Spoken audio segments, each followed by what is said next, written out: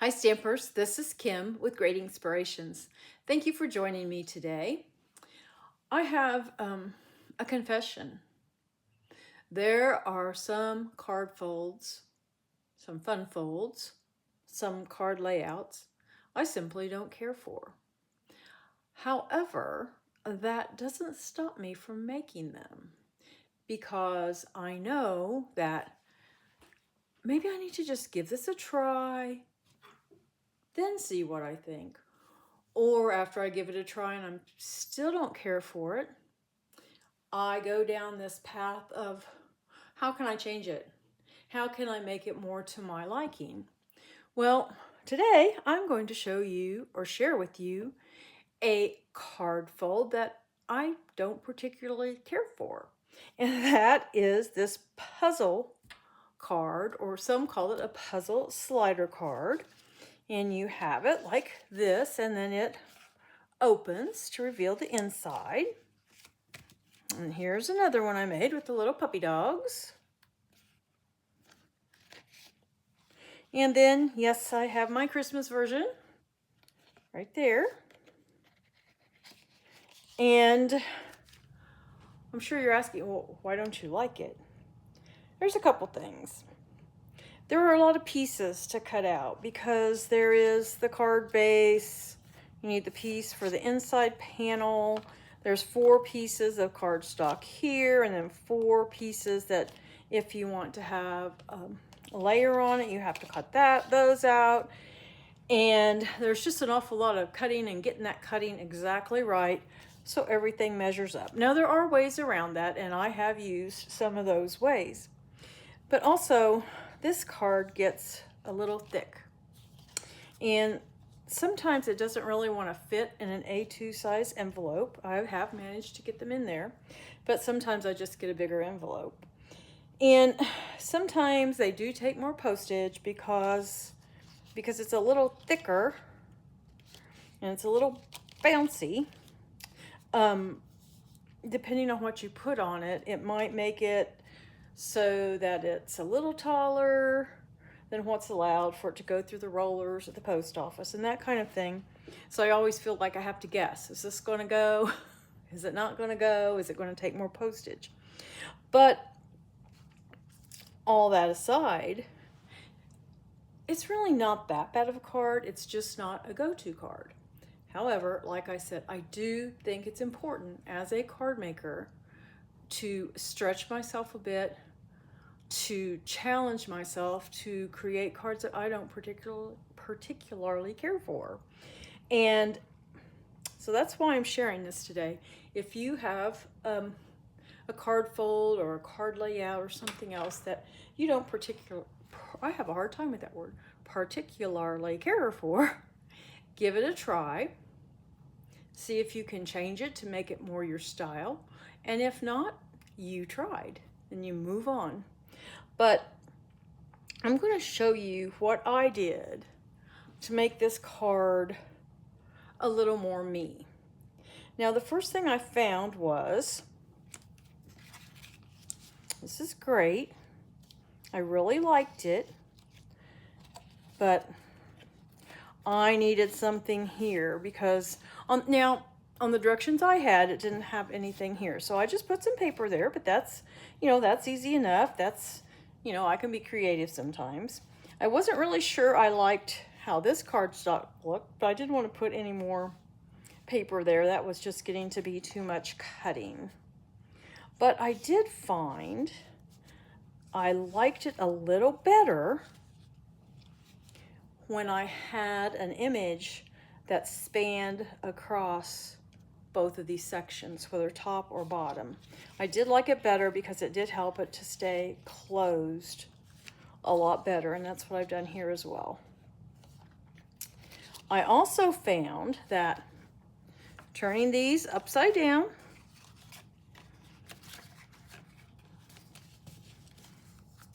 laying them flat down and then putting a book or something heavy on them for a few hours or overnight really helped to flatten them out quite a bit. So I like that. I felt like I overcame some of my objections to the card, and I would never have done that had I not made it.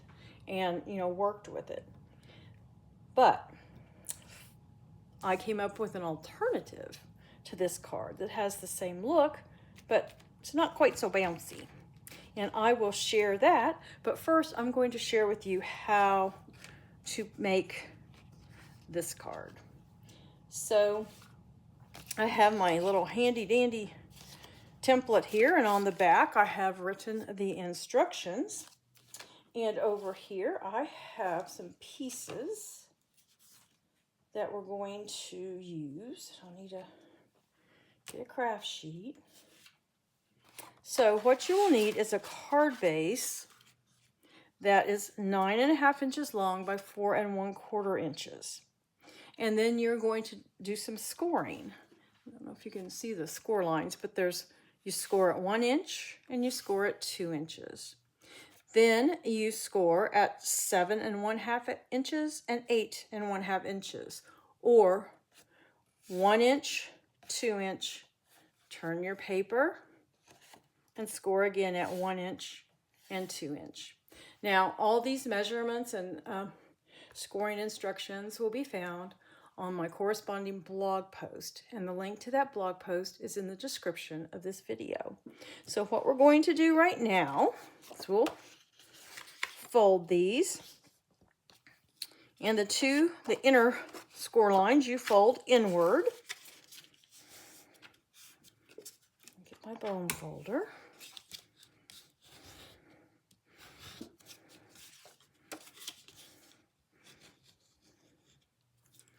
And I have found that if you really go over them, crease them really well with your bone folder, that also helps. Now we fold this score line back. I'm going to do the same thing. Go over it with this bone folder.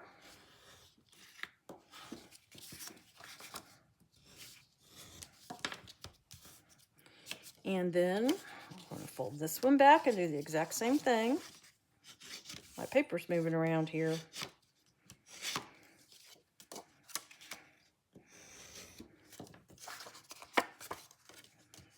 And this gives us the card base. And these little flaps here, that's what we're going to adhere these pieces to.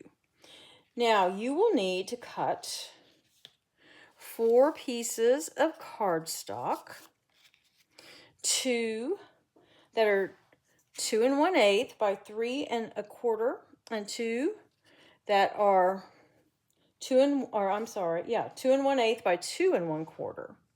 Then you cut 4 pieces of pattern paper, or this can also be cardstock if you wanted to maybe emboss it. That's what I did here. I embossed it and then just inked around the edges. So cardstock or pattern paper, and you're going to cut 2 of them at 1 7/8 inches by 3, and 2 more at 1 7/8 inches by 2. And then we're going to adhere these to the sides, and we're going to have, this one goes here, you're going to have a longer one and a shorter one, and then down here a shorter one and a longer one, or you can flip them the other way, put a shorter one on this side and a longer one on the right, and then flip them, and then that will give you that puzzle look. And we're just going to take some adhesive and get these on here real quick. So you just put adhesive on one side, and I would recommend a strong adhesive because these are the the flaps that they will be using to open and close the card. And you just line it up, clear at the edge, and clear to the top. And then I need to make sure, see, there we go, match them up. So we've got the right size because one side is longer than the other. And if you do have directional paper this isn't exactly directional paper, but it kind of is. Just pay attention to that. Make sure you cut it correctly so it's going the direction you want it to go. And then we're just going to line this up.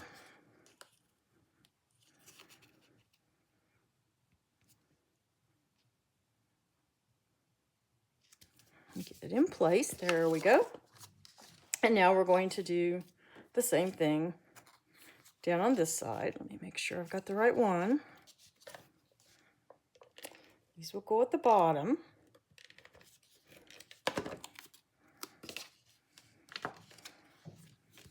Just line it up.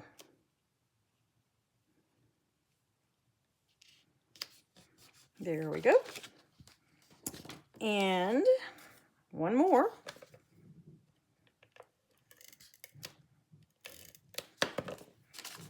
And again, we're just going to line it up, clear to the edge of the card base and at the bottom there. And there is the card base.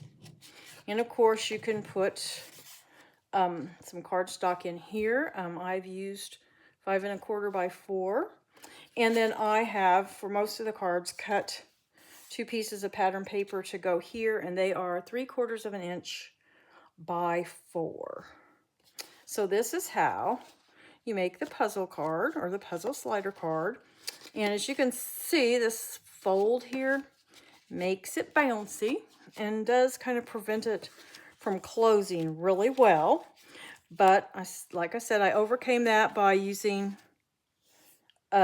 focal piece that goes across both of the pieces at the bottom and the top. And then remember, I turned them upside down and put a book over them for a while. So that is how you make that puzzle card. But I'll show you now the way I made it.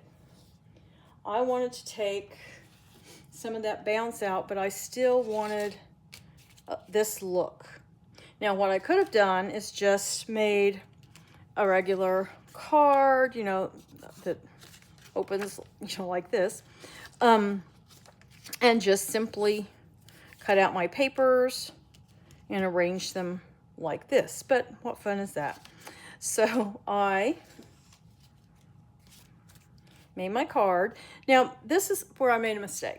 I thought, oh, if I put a greeting here that's big enough to hold both sides down, well, yes, it does, but it kind of takes away from that puzzle card look. So I made another card, and I followed my idea of putting focal image across both sections and a greeting. And then I got this card. And I do like this a lot better. This would probably be the way I'm going to make them from now on. And I'll show you the way I did that. Excuse me. So I have it's the same thing. You're going to need your 4 pieces of cardstock, the exact same size, and the pattern paper, same size. The only thing I changed was the card base. And this card base is 7 1/2 inches long by 4 1/4 wide. And I've scored at 1 inch and 6 1/2 inches. Or 1 inch on this end, turn and score at 1 inch on the other end. And we're just going to fold these flaps inward.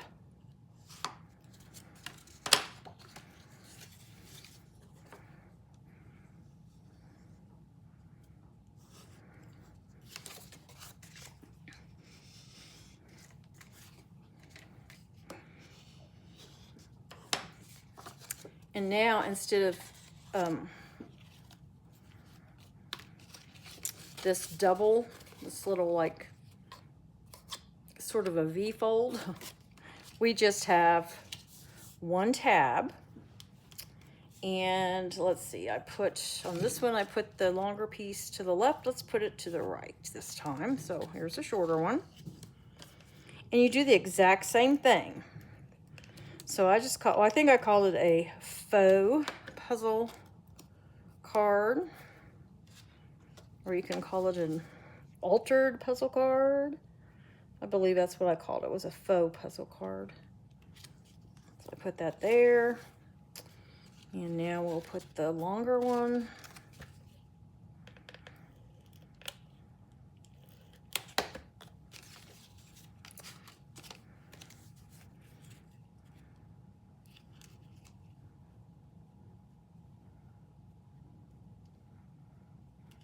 Oops. Well, if we can get this down here, there we go. Okay, now we'll put the longer one over here.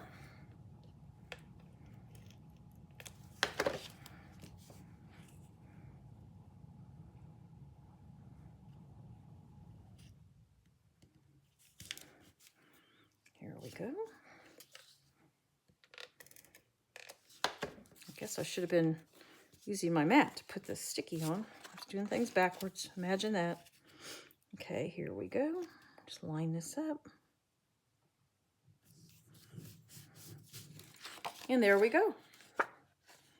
That's my faux puzzle card. And then when you get the greeting and